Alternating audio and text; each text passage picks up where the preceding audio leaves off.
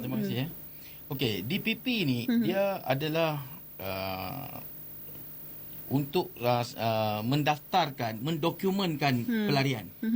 Sekarang ni Rohingya dia pegang kad UNHCR. Dia undocumented. Sebab dia tak diiktiraf dalam negara kita. Macam Prof bagi tahu, sebenarnya dia orang bukan pelarian. Macam negara kita nak terima pelarian. Negara kita mana ada tanda tangan ni ratifikasi terima pelarian.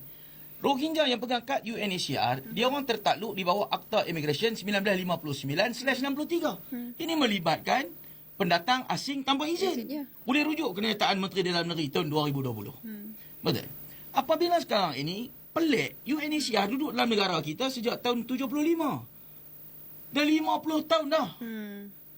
Apabila UNHCR ni, dia tak nak kongsi sebarang data, maklumat dengan Malaysian government. Sebab negara kita ni bukan negara ratifikasi.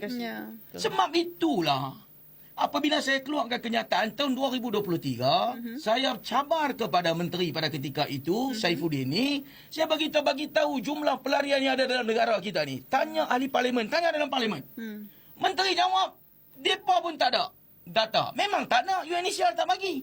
Cuba bayangkan, kad UNHCR ni dikeluarkan oleh UNHCR. Dia keluarkan kad, mestilah dia tahu jumlah bilangan kad. Betul. Dengan jumlah bilangan kad, dia akan claim kepada PBB berapa jumlah pelarian yang dia sedang jaga dalam negara kita. Barulah dana boleh turun kepada PBB daripada UNHCR. Dan Malaysia ini tidak dikongsi sebarang jumlah bilangan pelarian dalam negara. Cuba bayangkan apa yang terjadi dalam negara kita. UNHCR duduk dalam negara kita, keluarkan kad. Kerajaan Malaysia yang berdaulat ni tak tahu jumlah pelarian. Okey, baik. Hasil daripada dia orang tak tahu, rakyat tekan, timbullah dokumen pendaftaran pelarian. Untuk apa satu negara yang tak ada ratifikasi terima pelarian nak dokumenkan pelarian sekarang ini dalam keadaan ratusan ribu? Ya, ramai. Untuk apa dia nak dokumen, dia nak ambil maklumat? Saya bagi tahu sekarang ni. Saya tanya kerajaan lah, Prof pun ada di sini. Setelah dia dokumenkan dengan DPP, dia boleh hantar ke pelarian ke negara ketiga?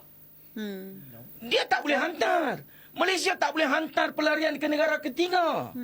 Walaupun negara ketiga ada tanda tangani ratifikasi melibat undang-undang antarabangsa, dia tidak diwajibkan untuk terima pelarian.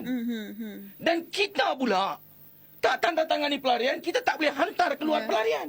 Melibatkan undang-undang adat antarabangsa. Sekarang ni apa dia buat DPP? Dokumenkan dia. Letakkan dia di satu tempat. Berikan pekerjaan macam menteri ni semua. Menteri-menteri cap ayam ni. Dia nak berikan pekerjaan.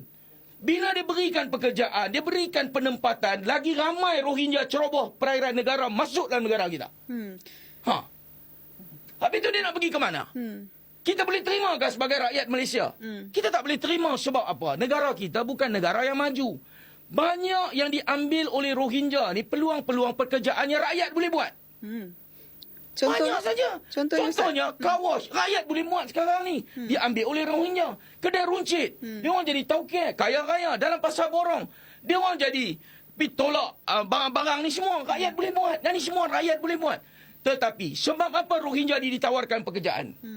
Peniaga-peniaga ni sebenarnya dia orang mempergunakan tenaga Rohingya 1 hari 12 jam kerja, 7 hari seminggu dengan gaji RM5-60. Sebab itu dia orang kata rakyat Malaysia malas. Rakyat Malaysia ni, rakyat duduk dalam negara berdaulat. Kita negara kita. Takkanlah nak compare etnik pelarian dengan rakyat. Rakyat kena ada masa, ada keluarga, ada sanak saudara, ada social life dia. Mana boleh kerja macam mesin, macam Rohingya nak compare? Baik. Selepas itu, dia orang bagi tahu rakyat tak mau kerja. Saya nak tanya sekarang ni. Kalau rakyat tak mau bekerja, dia orang boleh ke ambil pendatang asing tanpa izin ni bekerja? Bermakna dia orang boleh langgar undang-undang lah. Mana PBT buat apa? Keluar daripada KPKT, tak membenarkan dia orang bekerja. Menteri wilayah pun tahu. Tak boleh, dia orang tak boleh bekerja dalam sektor-sektor yang peruncitan ni. Sebab apa tak ambil tindakan?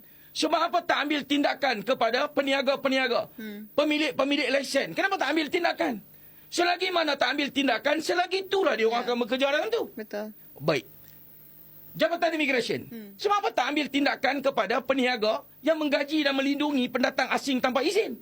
Dia orang boleh ambil di bawah Akta Immigration. Rohingya bekerja, dia salah.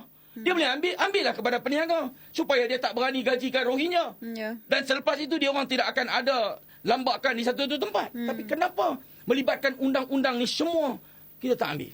Circle chain tu dia tak ikut, maknanya sebab tu peluang pekerjaan tu dapat kepada pelarian ni, Ustaz. Ya. Dia orang bayar pelarian dengan harga murah. Dan bukan setakat pelarian. Ya. Peniaga-peniaga ni pun tak ikut undang-undang tetapi tidak diambil tindakan.